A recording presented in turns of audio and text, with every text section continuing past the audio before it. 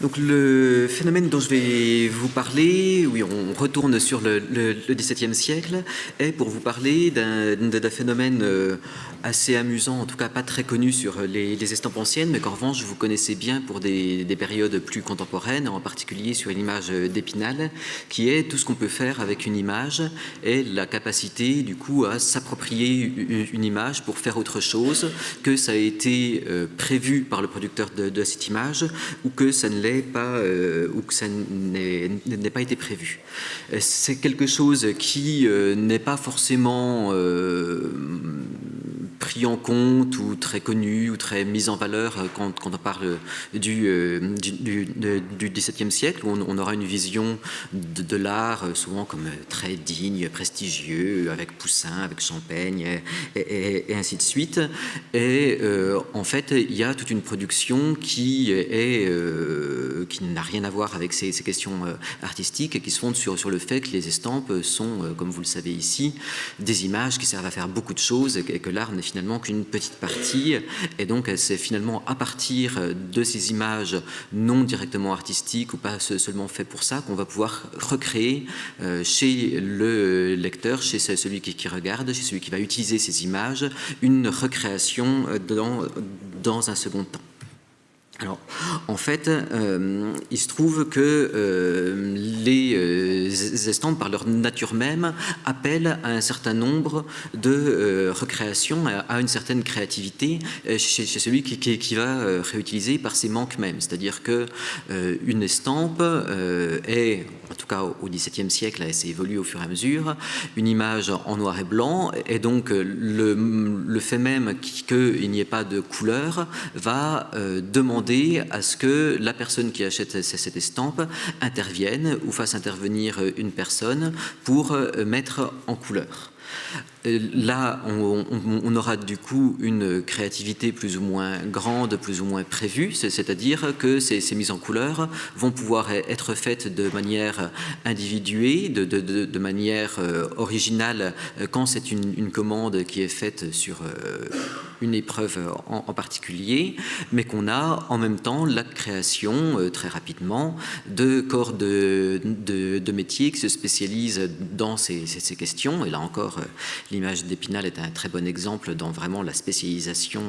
dans la mise en couleur, avec l'apparition des enlumineurs qui n'interviennent pas uniquement au Moyen-Âge sur les manuscrits, mais des enlumineurs en estampes qui restent très importants sous l'Ancien Régime d'une manière générale, et sur lesquels on connaît finalement très peu de choses, et qui du coup vont créer une nouvelle originalité et prendre finalement le contre-pied de ce pourquoi l'estampe a été faite, c'est-à-dire qu'on part des estampes qui ont un côté industriel, ou en tout cas artisanal, et qui sont faits pour reproduire une même image à un grand nombre d'exemplaires, voire un très grand nombre d'exemplaires, puisqu'il n'y a pas du tout de séries limitées sous l'Ancien Régime, où on tire généralement jusqu'à ce qu'on ne puisse plus tirer pour des raisons techniques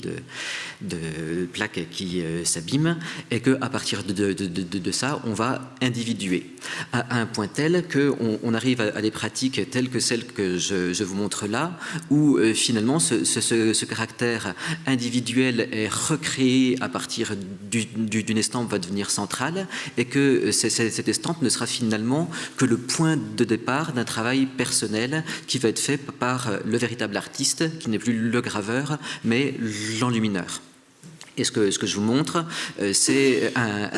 des travaux qui sont faits donc sur des armoiries par un enlumineur du début du XVIIIe siècle, des années 1720, qui s'appelle Alexis Naquet, qui était enlumineur du clergé de France. Donc ce rôle est tellement important qu'il y a des charges spécifiques pour ces enlumineurs. Et cet Alexis Naquet va finalement commander des plaques qui lui permettent de disposer d'estampes toutes les mêmes en un très grand nombre, qui sont en fait des fonds d'armoiries, et il va ensuite intervenir pour faire ces enluminures, ces peintures, pour ensuite créer créer des armoriaux sur les armoiries des différents évêques de France, et donc faire un vrai travail de peintre qui se fonde sur ces estampes. Ces enluminures nous amènent à une autre pratique qui de même permettent de voir apparaître une créativité chez celui qui a acquis l'estampe pour en transformer en quelque chose d'autre, et qui là est complètement intégré dans la production de cette estampe. C'est-à-dire que vous avez sous l'Ancien Régime au XVIIe et au XVIIIe siècle l'utilisation de techniques autres pour rendre ces estampes plus attractives, et en particulier toujours pour résoudre le problème du noir et blanc, qui est un des grands problèmes techniques à cette période-là. Et on voit ainsi des personnes qui vont utiliser des papiers différents et mettre en place finalement un système de collage de différents papiers, donc celui de l'estampe, mais rapporter de l'extérieur d'autres papiers, en particulier des papiers de couleur, des papiers avec une couche de métal qui le rend brillant, et c'est les pratiques, alors je crois que Madame Sadion a travaillé un petit peu, enfin on parle un petit peu dans l'exposition et sur le site internet. C'est le cas d'un producteur qui est très original dans ses pratiques et qui s'appelle Joseph Oettinger, qui a travaillé à Munich au milieu du XVIIIe siècle, et qui s'installe à Strasbourg dans un second temps, et qui lui, dans ses propres ateliers, de manière systématique, donc va faire ces estampes qui font appel à des petits bouts de papier qui sont en réalité glissés derrière cette estampe pour les rendre plus attractives. Avec souvent, comme c'est le cas dans ces périodes-là, des couleurs extrêmement vives, donc ces oranges très, très vifs, ces papiers métalliques, et y compris certains papiers également avec des motifs qui sont imprimés. Je ne le montre pas là, mais vous en avez un certain nombre sur Gallica qui sont disponibles, numérisés par la Bibliothèque de Strasbourg, avec une collection assez intéressante, et qui même sont du coup drôles pour nous, parce que c'est souvent des scènes religieuses. Et donc vous avez le superbe slip du Christ avec des motifs violets qui apparaissent. Ça donne des choses qu'on n'attend pas forcément sous l'Ancien Régime, mais en réalité, justement, c'est un monde très coloré et qui cherchait cette couleur de manière systématique. Et encore dans la complexité croissante de ces manières de finalement faire des remixes entre différentes techniques pour recréer quelque chose à partir de ces estampes, on arrive aux questions des estampes habillées, dont il a été fait mention, là encore, par Marine Sadion ce matin, avec l'exemple de Suzanne Aubin, je crois, qui donc est le fait, là, non plus d'utiliser différents papiers, mais d'utiliser directement du tissu, qui va permettre, donc, là encore, d'égayer un petit peu ces estampes, et de les utiliser dans un cadre bien précis, qui est donc celui des gravures de mode. Les gravures de mode sont un type de gravures qui sont très très en vogue, sans mauvais jeu de mots, à la fin du XVIIe siècle, et qui permettent de montrer les différents habillements de différents milieux, de différents personnages, et en particulier des personnages de cour, avec par derrière une volonté des gens qui achètent ces estampes d'avoir des modèles, de savoir de quelle manière les belles et grandes dames s'habillent à Versailles, éventuellement de pouvoir faire pareil, et avec une lettre, donc un texte sous l'estampe qui vous permet d'une part de comprendre quand est-ce qu'on s'habille de cette manière-là, et très rapidement d'attribuer ces habillements à des grands personnages, là encore pour des raisons de marketing people, comme on dirait maintenant, de manière anachronique, pour dire si la marquise de Flamanville s'habille de cette manière-là, c'est que c'est vraiment classe, donc vous pouvez vous aussi prendre pour modèle ces habillements. Et donc pour les rendre plus attractifs et surtout pour rendre mieux compte de ce à quoi ça ressemble, on va, comme dans l'exemple précédent, découper ces estampes, installer du tissu par derrière, donc vous avez un carton, vous collez votre tissu et vous recollez votre estampe préalablement découpée pour faire que le tissu apparaisse et qu'on ait ce genre de choses qui apparaissent. On connaît encore assez peu de choses de ces estampes habillées. Il n'y a pas tant d'études, tout simplement parce qu'il n'y a pas tant d'archives qui nous permettent de comprendre ce phénomène. Pendant très longtemps, on a dit que c'était des travaux manuels qu'on faisait à la maison, qu'on faisait dans des maisons religieuses, et ainsi de suite. En fait, quand on compare un petit peu, on se rend compte que quand on a plusieurs épreuves habillées d'une même estampe, on se rend compte que c'est souvent extrêmement proche, ce qui tend à laisser penser qu'il y avait en fait des ateliers d'estampes habillées, tout comme des ateliers d'enlumineurs, et que c'est en fait une pratique qui, pour partie, était personnelle, mais qui, pour partie, était déjà organisée et faisait partie d'une véritable activité économique artisanale à cette époque-là. Donc je vous montre à quoi ça ressemble. Donc on voit que le ruban est donc une estampe donc sur papier qui est peint à la main et qui apparaît donc sur la partie en tissu qui est en dessous. Et donc j'ai choisi cette estampe-là parce qu'en plus c'est un côté japonisant qu'on n'attend pas forcément au XVIIe siècle. Et c'est des choses qui restent assez rares. À la BNF, on en a guère que 6 ou 7 et qui en plus ne sont pas arrivés dans les collections de manière ancienne, mais qui en fait appartenaient à des collectionneurs qui ont légué leur collection à la BNF au cours du XXe siècle, Smith Le Souef en particulier. Encore au-delà dans le caractère personnel et dans le fait que les estampes ne sont pas forcément une œuvre en soi, mais qu'elles appellent à une recréation, une réutilisation, c'est qu'on va jusqu'à la production de certaines estampes qui là sont directement pensées pour être réutilisées. C'est-à-dire qu'elles n'ont vraiment aucun intérêt en tant que telles, mais qu'elles ne sont que des éléments visuels qui vont permettre de faire autre chose avec une recréation qui est directement voulue. Et là, ça sera particulièrement le cas pour des éléments qui sont très cadrés, qui sont les mêmes de manière systématique, et en particulier dans les estampes des armoiries, les estampes héraldiques, où l'héraldique fait partie, est un phénomène très important sous l'Ancien Régime, où il faut vraiment voir les armoiries comme une représentation visuelle du nom de famille. C'est exactement la même chose. Votre nom peut être écrit, votre nom peut être représenté visuellement, et c'est vraiment ça, sans qu'il y ait du tout un côté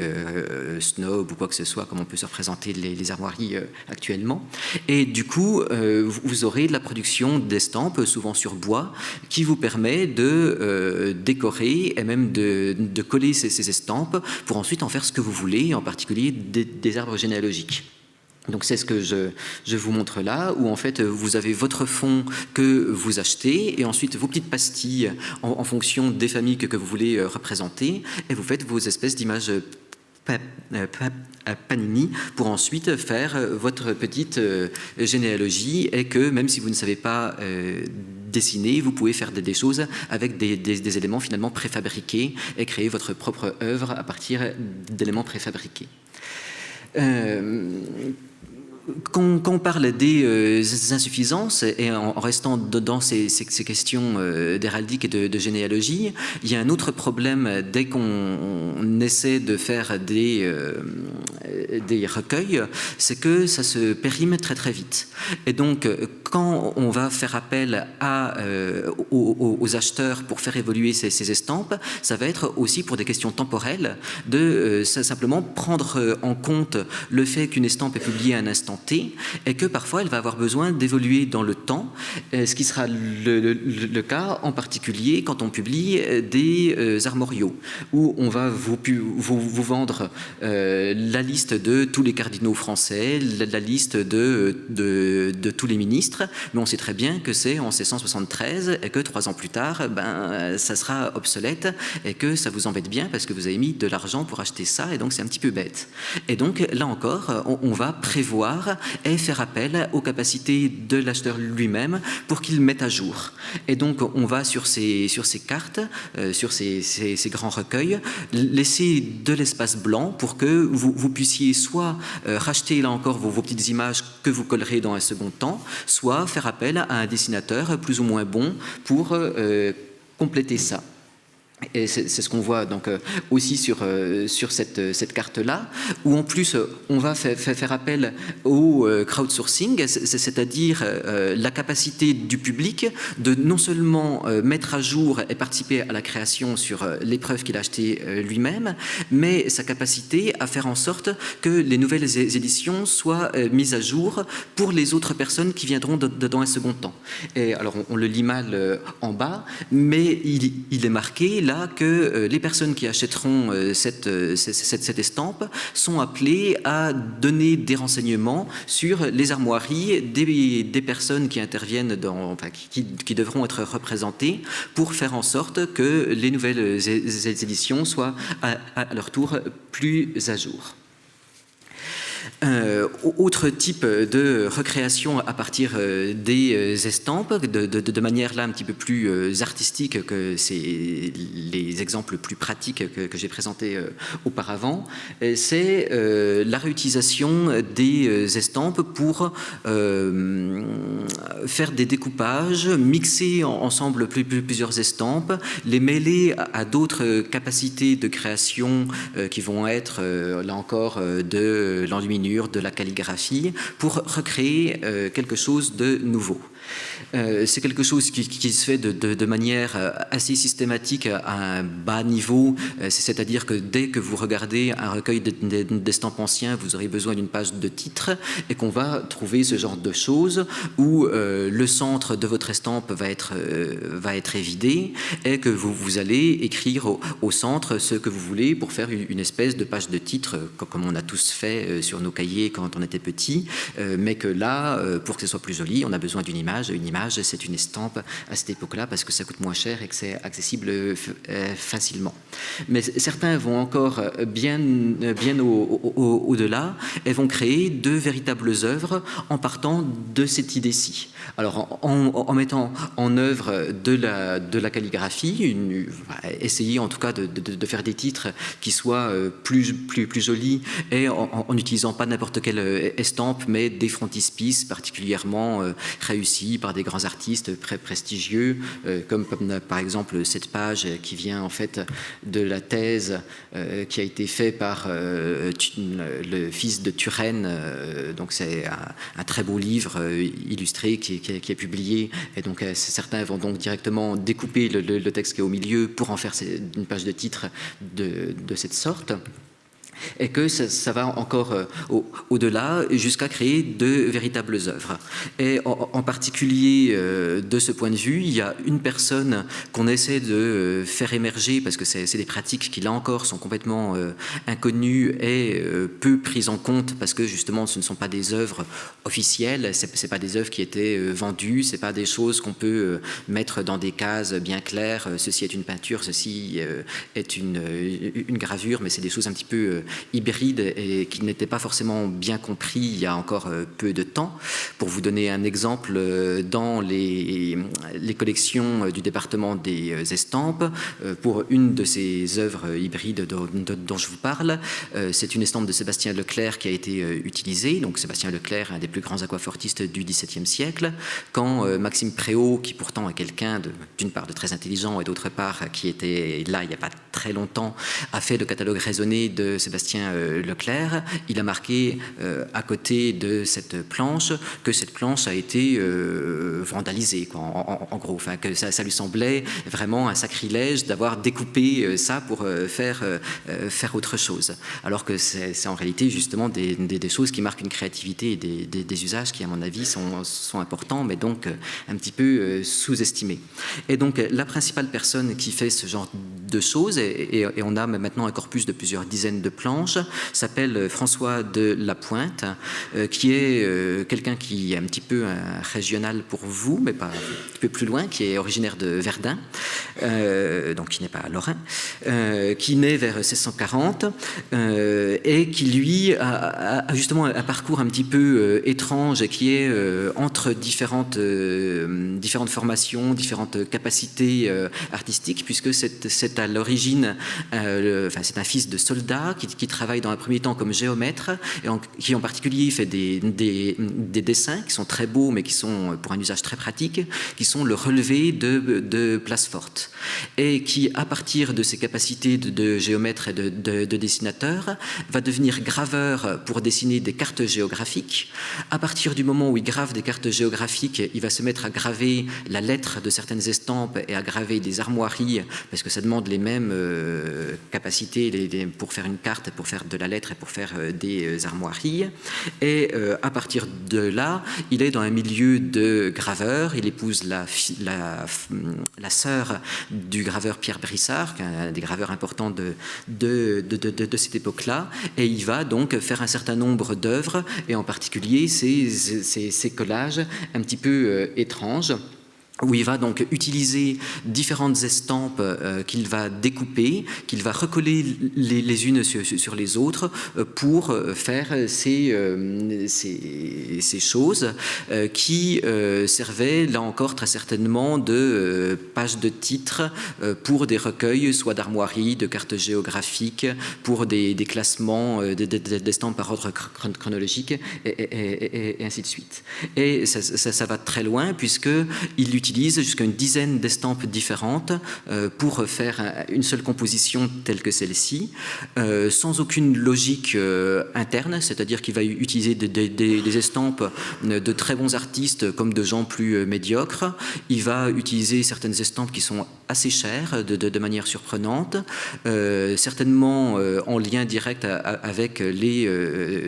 imprimeurs de la rue Saint-Jacques, où il devait certainement récupérer certains lots, puisque certaines estampes sont récupérées à un très grand nombre d'exemplaires, et on voit certains des éléments qui reviennent très très souvent, mais là encore, sans qu'on puisse trouver des patterns précis, puisqu'on trouve énormément de Chauveau, du Leclerc, du Lepôtre, du Antoine Dieu, et bien que ce soit son beau-frère, on trouve qu'une seule estampe de Brissard, donc ça n'a pas l'air non plus d'être quelque chose de j'ai ça sous la main, donc je vais l'utiliser. Ça semble quelque chose d'un petit peu plus réfléchi, en lien avec les producteurs et pas seulement des choses personnelles.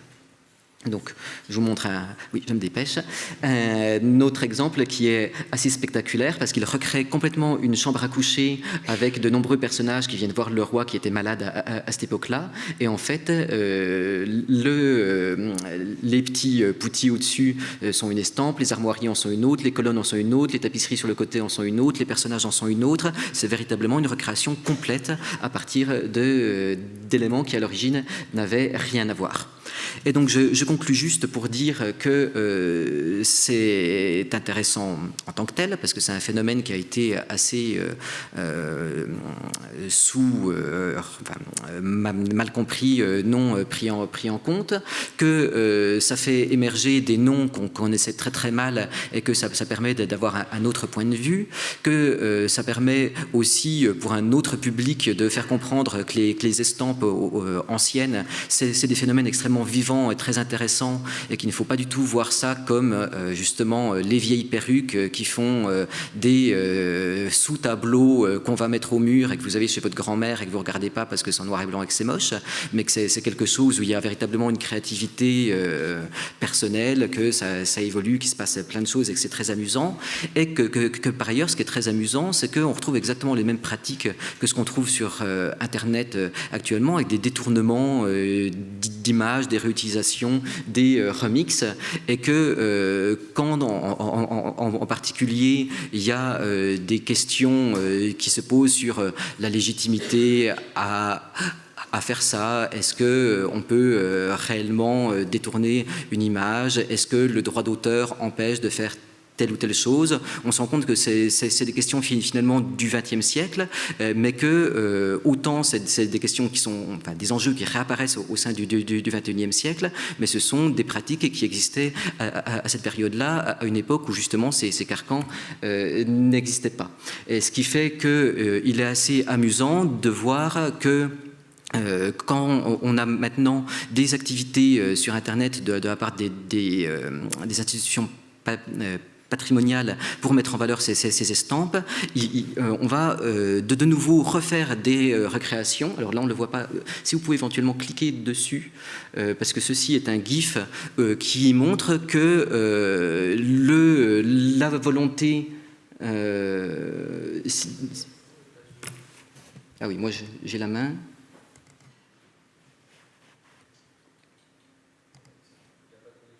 Il n'y a pas de connexion Internet. Ok, donc ça ne marche pas. Mais tout ça pour vous dire que ce besoin de se réapproprier ces choses qui existaient au XVIIe, à partir du moment où des gens vont retravailler sur ces images et essayer de les mettre en valeur pour un grand public, on a les mêmes pratiques qui réapparaissent. Et qu'on se retrouve avec les community managers des musées qui vont faire des GIFs, qui vont faire des animations, des réutilisations, et qu'on a de nouveau cette créativité personnelle qui revient sur ces estampes anciennes, et de même qu'on les a sur les estampes nouvelles, enfin sur les images nouvelles sur Internet, et que finalement ce monde que vous voyez chaque jour, enfin vous, vos amis, vos enfants, etc., sur Reddit, sur Imgur, sur 4chan, etc., où on passe son temps à retoucher, à faire des remixes, à customiser ces images, à les réutiliser, ne serait-ce que le monsieur qui m'a précédé, qui justement fait des reprises ici et là, avec là encore des questions juridiques par derrière, parce que reprendre ces 3 PO de la guerre des étoiles, c'est complètement illégal, mais n'empêche qu'on le fait parce qu'on a besoin de le faire. C'est des choses qui prennent donc ses racines il y a longtemps, et c'est pour ça aussi que j'étais content de voir l'image qui avait été faite par le musée ici même il y a quelque temps comme carte de bonne année, où il y a justement ces réutilisations, ces recostumisations, et qui montrent qu'une image, c'est jamais quelque chose qui est produit pour rester tel quel, mais qu'on a toujours fait appel à l'utilisateur, et que c'est très bien que ce soit ainsi pour la créativité d'une manière générale. Et je vous remercie.